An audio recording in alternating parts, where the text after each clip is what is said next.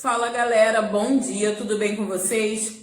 Hoje eu trouxe para nossa aula um conceito que ele é bem polêmico. É o fair play. O fair play nada mais é do que o jogo limpo. Você já deve ter ouvido essa expressão em algum momento da sua vida. Ela é utilizada hoje em diversos setores da sociedade. Ela nasceu no ambiente esportivo, através de práticas limpas, através da necessidade de que os jogadores das mais diversas modalidades tivessem condutas honestas, condutas aceitáveis, e que essas condutas pudessem servir de espelho para o restante da sociedade. Imagina, se lá no jogo de futebol, no campo, domingo, no Maracanã, um jogador de um time altamente reconhecido tem uma conduta desonesta. Se aquele jogador é tido como ídolo para uma sociedade, de certa forma, essa conduta acaba se tornando aceitável de uma certa forma para alguns indivíduos. Acaba sendo reproduzida sob a justificativa de, olha lá, o jogador camisa 10 do meu time faz isso, por que eu não posso fazer? Por isso, o jogo limpo ele é tão exigido no esporte.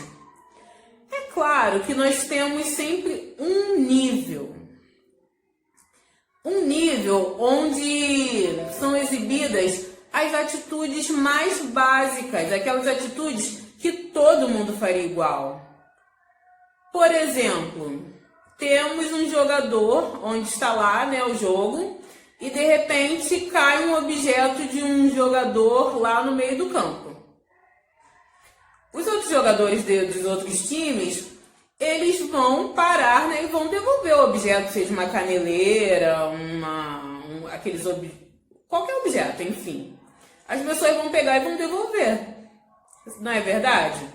Ninguém vai pegar e vai tentar surrupiar aquele objeto. Ali no campo, num jogo com torcida, seja ele televisionado ou não, essa atitude ficaria muito feia, estaria num nível bem abaixo do que é aceitável socialmente. Mas agora, vamos pensar na seguinte situação. Está lá a final de um jogo importantíssimo, um jogo classificatório. É a final. O jogador está vindo, se aproximando do gol, dominando a bola. De repente, ele percebe que o goleiro desse time está caído, está lesionado, mas o jogo está seguindo. O jogo não foi paralisado pelo árbitro, mas o jogador está lá, o goleiro está lá, lesionado lá no gol, paradinho, lesionado, caído, precisando de atendimento médico. Esse jogador que está vindo avançando com a bola, depois dele ter visto essa situação do goleiro caído lá, ele tem duas atitudes. Ele pode tomar duas atitudes. Ele pode parar e esperar que esse goleiro seja substituído, receba o atendimento e dê seguimento à partida, ou ainda ele pode seguir como se nada tivesse acontecendo e fazer um gol lá, mesmo estando o goleiro machucado. Esse é o tipo de atitude que gera polêmica, as atitudes que estão acima do nível básico. Porque o básico todo mundo faz. O que é reprovável, a maioria consegue evitar de fazer. Mas agora o que está acima desse nível, são poucos que são capazes de realizar. E são essas atitudes que são a cada dia mais solicitadas na nossa sociedade. Elas estão a cada dia sendo menos vistas e estão a cada dia sendo mais necessárias e mais solicitadas. É aí que entra a polêmica do jogo limpo. Então, baseado Baseado nesse conceito, nós podemos concluir que, independente da modalidade esportiva, ninguém deve machucar ninguém, mesmo se for uma modalidade de luta. Existem os golpes que são permitidos e os golpes que são proibidos. Mas se uma pessoa está inconsciente, vamos imaginar uma luta de MMA, UFC, que são modalidades que têm assim, um caráter mais violento. Ainda assim, se o lutador está inconsciente, o árbitro vai intervir e vai paralisar a luta ali naquela situação. Agora, seria legal, seria honesto, um jogador está lá inconsciente, o lutador está lá inconsciente, vem o outro e prossegue agredindo. Seria isso uma atitude de fair play, de jogo limpo? Será que ele estaria sendo honesto com as regras da competição? Será que ele estaria sendo honesto consigo mesmo? São atitudes que precisam de reflexão. É certo que em um momento de competição, a pessoa está ansiosa. E quando a pessoa está ansiosa, ela tem a sua percepção modificada. Ela não vai perceber as coisas, as situações, do mesmo jeito que se ela estivesse numa situação de calma. Se ela tivesse calma, provavelmente ela faria escolhas diferentes. Ela decidiria as coisas de uma forma diferente. Mas existem valores básicos. Lembram daquela história do patamar que eu falei no começo da aula? Existem atitudes que estão muito abaixo do nível de aceitabilidade. Que mesmo que seja em uma modalidade que inclui atos de soco, chute, não são aceitáveis. Eu trouxe aqui para vocês alguns exemplos. O primeiro é um exemplo de fair play positivo. Nesse jogo aconteceu o seguinte: o jogo estava rolando, mas os jogadores não se deram conta disso, por algum motivo. E o jogador de um time foi fazer o lançamento da bola para o goleiro do outro time, para o goleiro seguir o jogo, né? Nesse momento, a bola entrou no gol. E o árbitro, ele deu o ponto, porque a partida estava rolando, né? Ele deu o ponto normal. Alguns jogadores do time que fez o gol vieram, comemoraram. Mas só que essa situação, todos os jogadores estavam acreditando que o tempo estava paralisado, que não estava valendo. Inclusive o jogador que chutou. Mas só que aí que veio a surpresa, que veio a atitude que está acima da média. Os jogadores desse time que fez o gol se reuniram e decidiram por tomar uma atitude. Vocês vão ver no vídeo que eles decidiram ficar todos paralisados durante algum tempo do jogo. E vocês vão ver o que aconteceu. En dan misschien wel het moment van de avond. Vertongen wil de bal even terugschieten op Van der Vlag. Die staat iets te ver voor zijn doel en dan scoort Vertongen. Ja, sorry, is het enige wat hij kan zeggen. Het was absoluut niet zijn bedoeling. Wil die bal gewoon losjes terugschieten, dat doe je 9 keer. Als je probeert die bal in 1 keer erin te schieten, dat lukt 9 keer niet. En dit is die 10e keer. Ja, hij heeft een goede traptechniek, maar het is niet zijn bedoeling. Excuses op zijn plaats, maar het is wel 3-0 voor Ajax.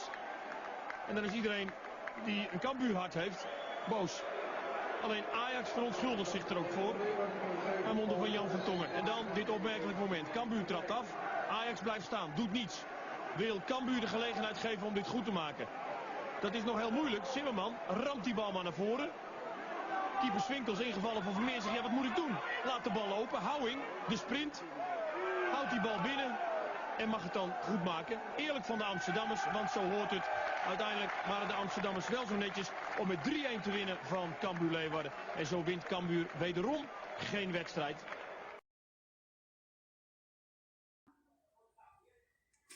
Viram só, galera? Que interessante o vídeo. Após ter ocorrido o gol por engano, todos os jogadores do time que fez o gol ficaram parados para que o outro time fosse lá, fizesse um gol também e a partida seguisse em parâmetros de igualdade. Essa é uma atitude polêmica. Alguns de vocês podem dizer, se fosse no meu time eu não deixava não. Eu, hein? Eles que não viram o jogo, eles que lutem. Não é esse ditado que tá na moda? Eles que lutem. Eu não tenho nada a ver com isso. Eu quero é ganhar. Mas esse time, ele teve uma atitude acima da média. Eles foram lá e concederam ao outro time condições de continuar competindo em parâmetros de igualdade. Eu achei louvável a atitude desse time. Nós temos também um exemplo de fair play negativo, ou o anti-fair play. Nessa situação aqui, gerou bastante polêmica também. Foi o seguinte, durante o início da partida de handball, todos os jogadores, eles, mesmo que o tempo esteja rolando, todos param e fazem o cumprimento, apertam a mão, dão um abraço, se cumprimentam. E o time que estava jogando com esse da Coreia do Sul, salvo engano, vocês vão ver no vídeo o que aconteceu.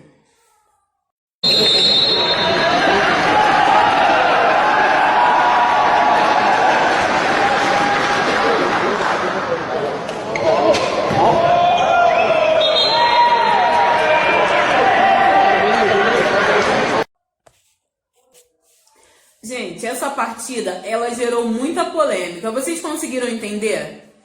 Um time estava lá, todo disposto a fazer o cumprimento formal, como é tradicional nos jogos de handball, enquanto o outro time simplesmente ignorou. O árbitro deu o apito inicial, o time foi lá e fez o gol sem se importar ao mínimo com as regras, com o que seria socialmente aceitável ali naquela situação. Ele simplesmente estava concentrado na sua missão de vencer a partida. Depois acabou caindo em uma discussão cultural. Disseram que no país desse time que fez o ataque não era assim que funcionava, essa parte do cumprimento não existia, mas é uma partida atual, o que acabou gerando assim a desconfiança sobre essa versão desse time. Porque todo mundo conhece essa situação do handball, de cumprimentar. Então, o time acabou saindo como uma imagem de desonestidade. Algumas pessoas até hoje julgam esse time com essa imagem de desonestidade. Aí cabe a cada um compreender. Será que valeu a pena ele ter feito aquele gol lá naquela situação? Isso daí é um juízo pessoal, né? Só cabe a cada um individualmente fazer esse julgamento. Nesse momento, não cabe incluir uma questão de uma discussão cultural, né? Porque cultura vai variar de acordo com o ambiente, não temos para onde fugir. Mas será que a cultura do handball também não mereça ser valorizada naquele momento? É mais um item que deve servir de reflexão pessoal. Mas vamos dar sequência aqui. É justamente isso que eu acabei de falar, a sociedade versus o jogo. A cultura da sociedade, a cultura daquele país, com a cultura do jogo do handball, que é internacional. Se a pessoa aceitou participar daquele jogo, entende-se que ela aceita todos os regulamentos, certo? E tudo isso tem um limite. Existem situações que estão bem no topo da linha da sensibilidade.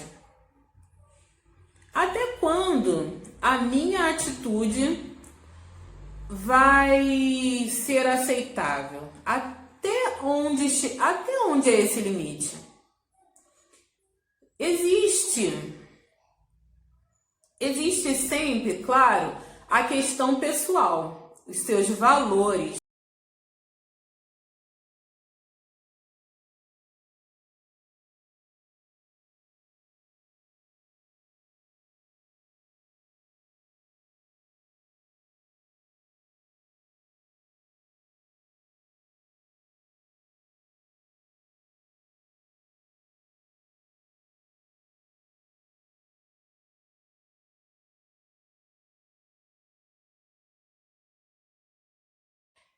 É justamente nesse ponto que a questão do fair play torna-se polêmico, porque esse limite ele é bem sensível e ele é também pessoal. Por mais que nas escolinhas de esporte os professores ensinem, orientem os jogadores, os atletas a ter posturas honestas, a ser sensíveis, a ter empatia uns com os outros, independente de ser alguém do seu time ou de ser alguém que está competindo contigo, essa é uma questão que somente o jogador que está lá envolvido na situação vai poder decidir. Ele pode depois ter que arcar com as mais diversas consequências, mas na hora ali é só ele que tem o poder de decisão. É só ele que vai poder estabelecer até onde vai esse limite. Só ele que vai poder pesar os valores que estão envolvidos nessa situação.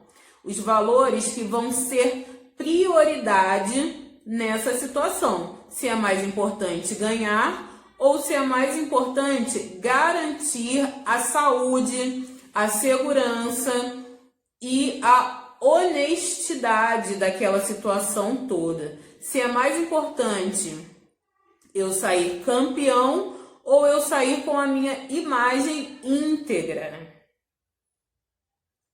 Agora eu vou trazer para vocês uma situação de fair play que gerou muita polêmica nos últimos anos. Essa reportagem fala sobre a postura ética do lutador Anderson Silva. Eu gostaria que ficasse claro aqui que eu não estou expondo a minha opinião. Eu estou simplesmente fornecendo argumentos para que vocês construam a sua opinião pessoal. Estou somente fornecendo fatos. Realmente aconteceu a situação de ser questionada a postura no momento da luta que esse lutador estava lá envolvido. Por vezes ele fazia provocações, no momento da luta provocava os lutadores e seus oponentes, ele fazia piadinhas, e o que eu quero que vocês pensem é, será que esse lutador, a atitude desse lutador estava abaixo da linha, estava na linha ou estava acima da linha? Assistam o vídeo e depois nós vamos tirar as nossas próprias conclusões.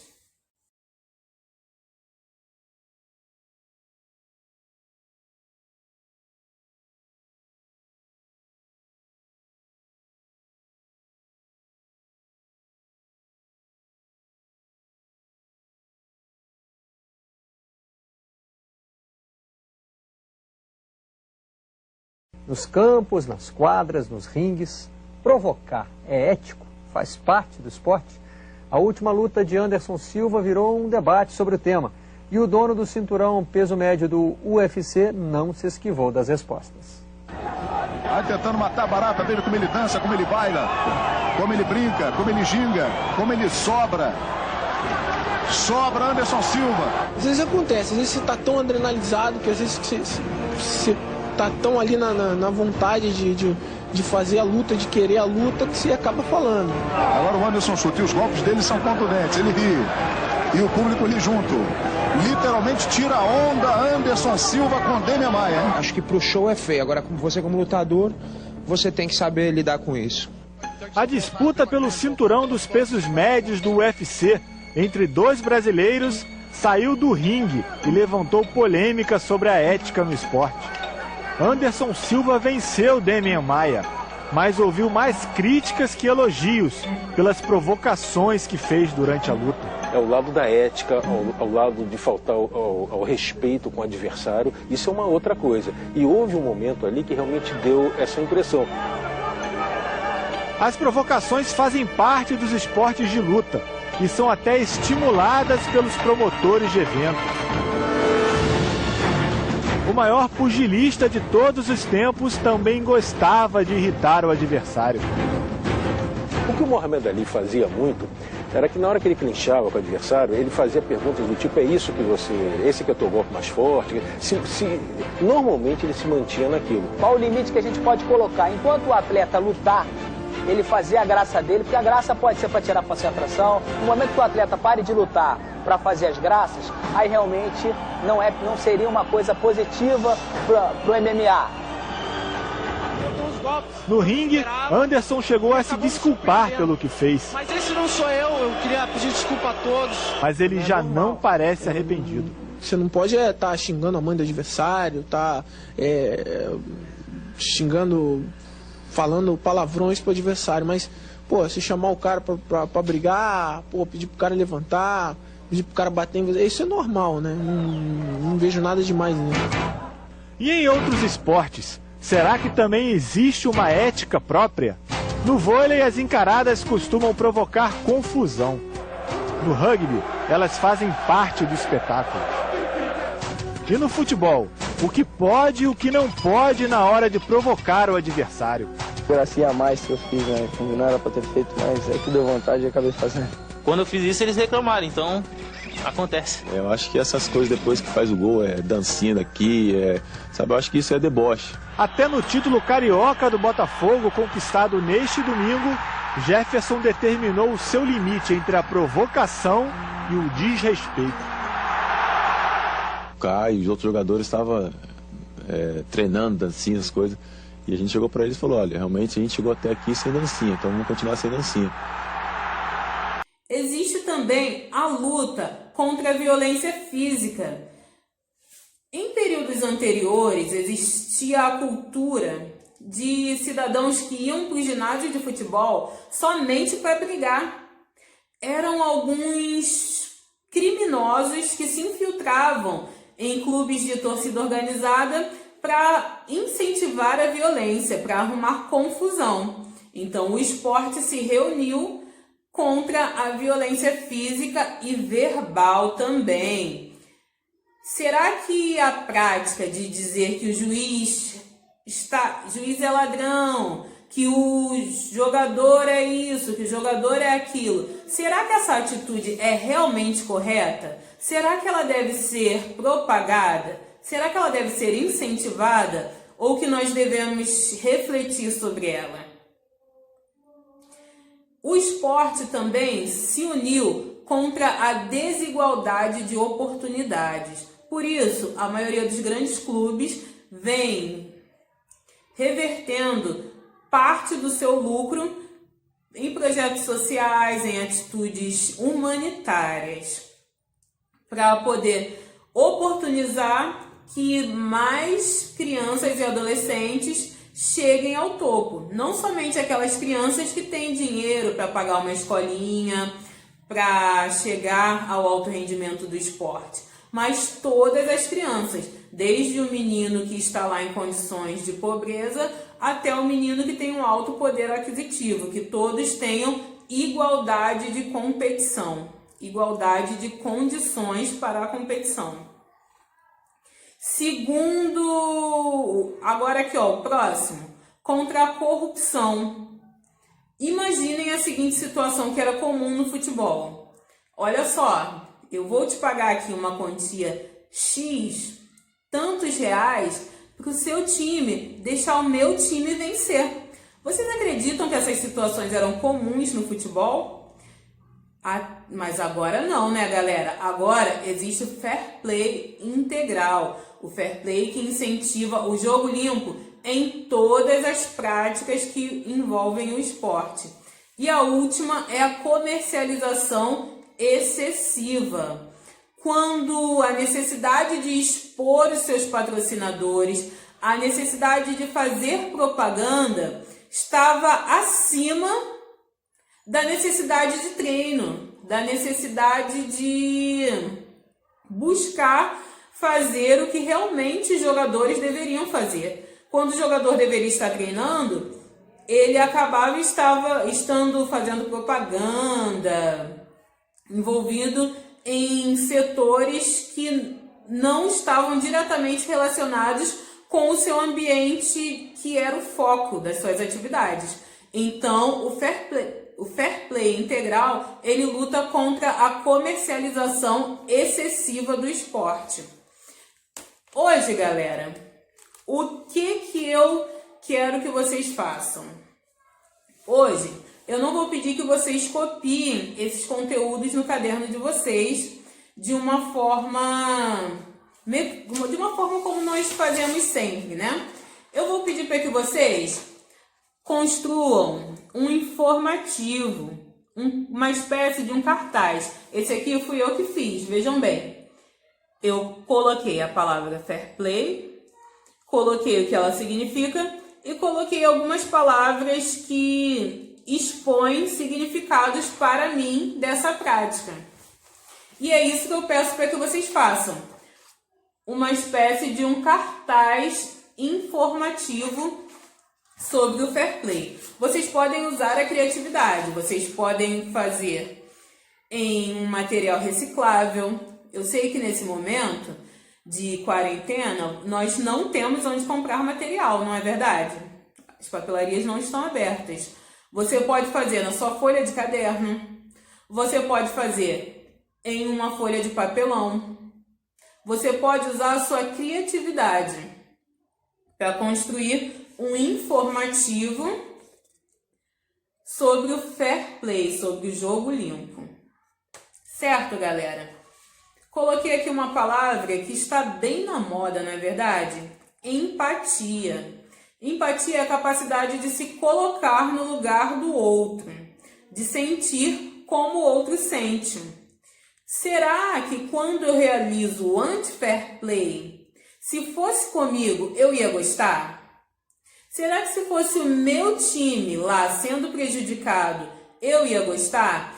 Será que eu não ficaria muito mais feliz se o outro time tivesse uma atitude positiva? Então é isso que nós vamos estimular. Que todos tenham uma atitude agradável, uma atitude positiva. E por falar em quarentena, coronavírus, nós temos aqui um questionamento, uma reflexão. Nessa época de quarentena, muitas pessoas perderam seus empregos, muitas pessoas tiveram suas atividades paralisadas. O que será que nós estamos fazendo para amenizar o sofrimento dessas pessoas? Será que ainda como criança nós não podemos ter uma atitude de solidariedade para amenizar o sofrimento dessas pessoas? O que será que nós podemos fazer, conversando com nossos pais, é claro, para poder buscar soluções conjuntas para poder amenizar o sofrimento de alguém? Pode ser um amigo nosso de sala de aula, que está passando por uma dificuldade. Nós precisamos nos colocar no lugar de alguém. Será que nós não podemos perguntar se alguém está precisando de algo? Isso seria o reflexo dos nossos valores. Seria o fair play sendo aplicado nas nossas vidas. Agora, mais um assunto polêmico. Coronavírus versus sedentarismo. Durante a quarentena, existe a possibilidade de se exercitar, não é verdade? Muitas pessoas estão se exercitando dentro de casa. Existem, inclusive, programas que foram criados exclusivamente para resolver essa temática. Grupos de academias que fizeram um conjunto de atividades para prevenir o sedentarismo, para que as pessoas não se tornem sedentárias nesse período que elas não podem ir às ruas. Mas nós vimos também um outro lado dessa relação do coronavírus com o sedentarismo. Nós vimos que pessoas sedentárias acabaram sendo mais atingidas do que pessoas que são fisicamente ativas. Isso é mais um incentivo para que a gente se movimente a cada dia mais.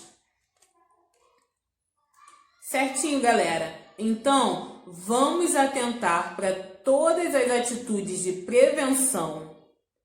Nós vamos tentar nos prevenir contra o coronavírus. E nós vamos tentar também ser pessoas mais solidárias. Perguntar, talvez, se um vizinho precisa de alguma coisa, se um amiguinho da escola precisa de algo. E assim nós vamos ter uma sociedade muito mais bacana. Certo, galera?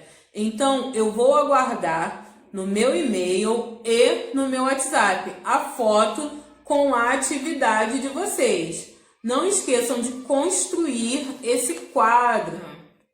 Você pode fazer um desenho, você pode escrever algumas palavras, você pode escrever um texto, você pode fazer uma frase também. Mas eu quero ver o que você vai construir. Não esqueça de utilizar materiais que você já tenha na sua casa. E eu vou encerrar aqui a aula de hoje. Fiquem com Deus e até mais.